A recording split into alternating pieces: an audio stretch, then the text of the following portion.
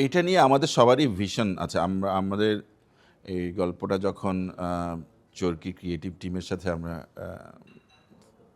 মানে build up করি, তখন থেকে একটা ভিশন ছিল যে একটা গ্লোবাল স্ট্যান্ডার্ড কিছু একটা স্পাই ইউনিভার্স ক্রিয়েট করা আমাদের কিন্তু ম্যাসিভ স্কেলে কাজ করার যেটা আমাদের যে লিমিটেশন আছে আমাদের ওটা ইন্ডাস্ট্রির, আমাদের পুরো ইন্ডাস্ট্রি, সেই জায়গা থেকে একটা সীমাবদ্ধতা তো আছেই। কিন্তু তবুও যতখানি স্ট্রেচ করা সম্ভব আমরা কিন্তু ততখানি স্ট্রেচ করেছি in terms of production design, casting, story and budget, সব দিক থেকে যতখানি এই সময়ের বাস্তবতা যতখানি স্ট্রেচ করা সম্ভব।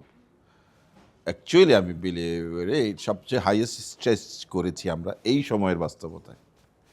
তো ইন টার্মস অফ স্কেল সেই দিক থেকে এটা একটু ভাস্ট, স্কেলটা বড় আছে। আর ইউনিভার্স স্টোরির যে ওয়ার্ল্ড যেটা ক্রিয়েট করেছি আমরা, যে জনরা নিয়ে খেলেছি, সেখানেও কিছু নতুনত্ব আছে। আমাদের কাস্টদেরকে আপনি দেখলে দেখবেন যে দুজনই কিন্তু এভাবে দর্শক দেখেনি, দুজনই এভাবেই আমাদের এই ক্যাকটাসে আসবে যে দর্শক এই রূপে এদেরকে দেখেনি আগে। সো সেই দিক থেকে আর অ্যারেঞ্জমেন্ট দিক থেকেও আমরা চেষ্টা করছি আমাদের সীমাবদ্ধতার মধ্যে থেকে যতখানি সম্ভব একটা গ্লোবাল স্ট্যান্ডার্ড কিছু প্রেজেন্ট করা।